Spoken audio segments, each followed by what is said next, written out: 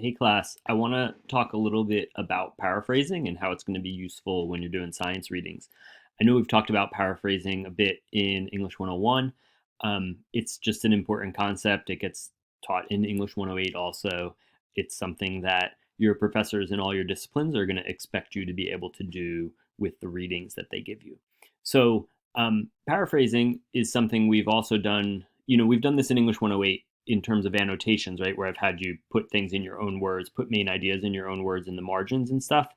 Um, and basically, I want to teach you some techniques for creating paraphrases for your more formal writing too.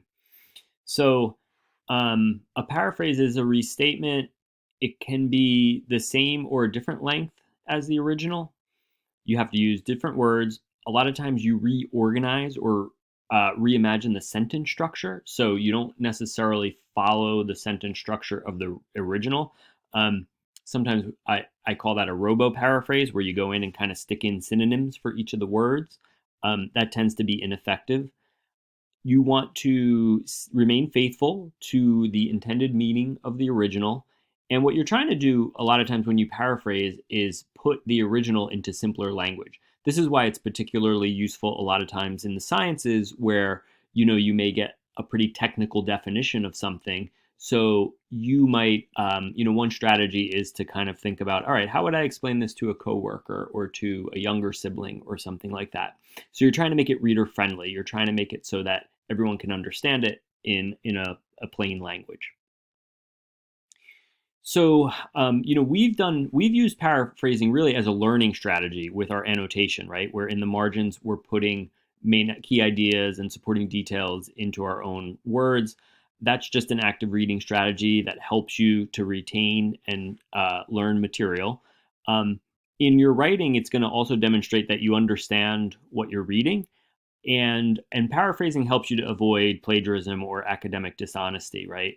So when you paraphrase, even when you put it into your own words, you are going to need to cite it. Sometimes students get a little confused. They think they only have to cite when they quote, but think of paraphrasing as just a different way to do quotation. It's basically where you're taking the idea, you're putting it into your own words, but it's still somebody else's idea, so you got to give them credit.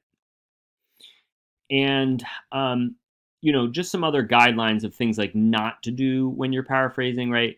I kind of already said you want to remain faithful to the original, but you don't want to alter their message. That would be kind of misleading, and you don't want to mislead your reader.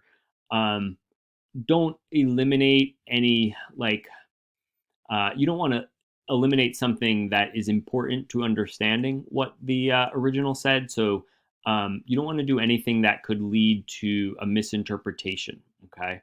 Don't misrepresent their intentions. Don't copy the original wording too closely. And, don't just change a few words. So these are like some of the common pitfalls that people can fall into when they are paraphrasing. So tips, right? Read and reread. Paraphrasing is a little more hard than it may seem. It seems like, oh, hey, all I've got to do is restate the original in my own words. But first thing you have to do is make sure you understood what you read, right? That's why we read and reread. Then you're going to write out your paraphrase. I tell students, look away, just like kind of forget the original and try and like almost turn away from the text as if you're talking to somebody else, like I said, a younger sibling or a coworker or something, and write out how you would explain it to them. Then you can go back and look at your version against the original.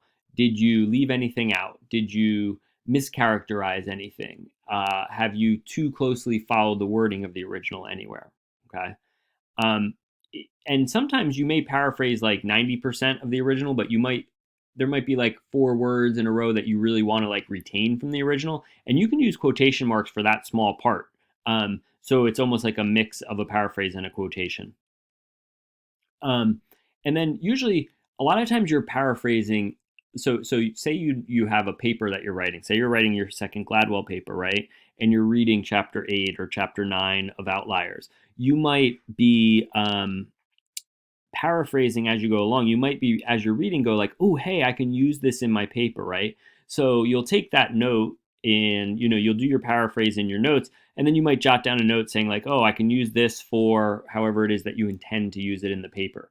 And that's something that professional writers do all the time, right? They're taking notes as they read other sources and thinking about how they're going to use those in their own writing. And after you do that, record the source so that you can, including the page number. So you do your paraphrase in your notes, write down, this was page 284 of Outliers or something like that, so that you can easily go back and find it and you can easily cite it and credit it in your work. Okay. One other thing I do want to talk about is sometimes students get a little confused as in terms of like what is summary and what is paraphrase. Paraphrasing is a restatement of the original. Summarization or summary is a condensed version of the original, right? So you're taking something much longer and shrinking it down.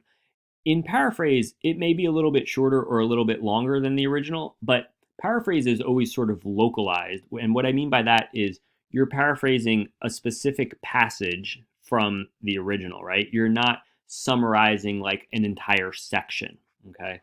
So that's what paraphrasing is. And just think of paraphrasing as very similar to quotation, right? Whereas quotation is something you use to summarize, right? So same deal, you'd use paraphrasing to help you summarize, okay? And here's just a sample, right? If you want to see this in action. And on the left-hand side, you've got a paragraph, and on the right-hand side, you have the paraphrase. And you'll notice, like, the original is about 3 sentences long. The paraphrase is about 5 sentences long, so they've changed the sentence structure a bit. And another thing that I often recommend students do is kind of like try and move material around, right? Again, I think the easy part is picking new words, but students have a little more trouble reorganizing or shuffling up the original so that it kind of comes across in their own fresh language, right? In the version you have here, right? Let's just look at this a little more closely. The original says essentially, crime is a young person's game. This idea is supported by the relationship between age and crime. It indicates that the majority of arrests peak between the ages of 15 and 25. After that point, they follow a slow but steady decrease throughout life. Arrest data from other cultures and times in history also support this. Okay, so that paragraph is talking about the relationship between age and crime. It tells you when arrests peak, it tells you how they decline, and it tells you that this is a sort of universal feature of cultures, right? Now, I like what I just said right there, universal feature of cultures, right? That might be something I jot down as a way that I might want to paraphrase the end of that passage. Now, if we look at the actual paraphrase we have here, it says age and likelihood to commit a crime are related, right?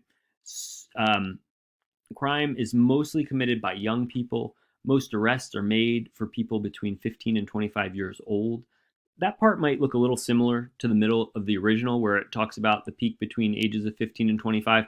You're going to have a hard time paraphrasing numbers, data. So a lot of times you're just going to be able to incorporate that into your own paraphrase. After that, as age increases, there's a steady decrease in arrest. Now, I will say here, I see that phrase steady decrease, which is in this original, right? Steady decrease. I would want to change that. I would want to find my own way to sort of say that. This pattern is consistent with data from other cultures and other historical periods. Again, it's kind of following the original a little bit more closely than I might like. This isn't a terrible paraphrase. I think if I was looking to paraphrase this, I might just try to come up with some of my more original language and sort of my own approach, right? So, one way you can do that is you could start with the end. Like I had mentioned, saying that like the relationship between crime and age is a universal feature amongst all cultures, right? And then I can say in all cultures, what we see is that people who are younger, people who are juveniles, right, or people who are young adults are the ones who commit the majority of the crimes, right? And that as they age, they commit less crime, okay? And that this happens at a consistent pace or something like that instead of steady decrease, right? So now I've kind of, incorporated a little bit more of my own language. I've moved the information around a little bit, and I think that's a slightly stronger paraphrase than what we have here on the screen, okay? Paraphrasing, like I said, it's a challenge, right? And so what I'm going to ask you guys to do this week is read an excerpt from a textbook and an article from the New York Times that are both about viruses and kind of talk about the science of viruses. And then I'm going to ask you to kind of do a paraphrase of some of that material, okay, to get a little practice at this. So hopefully this was helpful just in terms of getting you thinking about like strategies for doing paraphrase and how to do it effectively.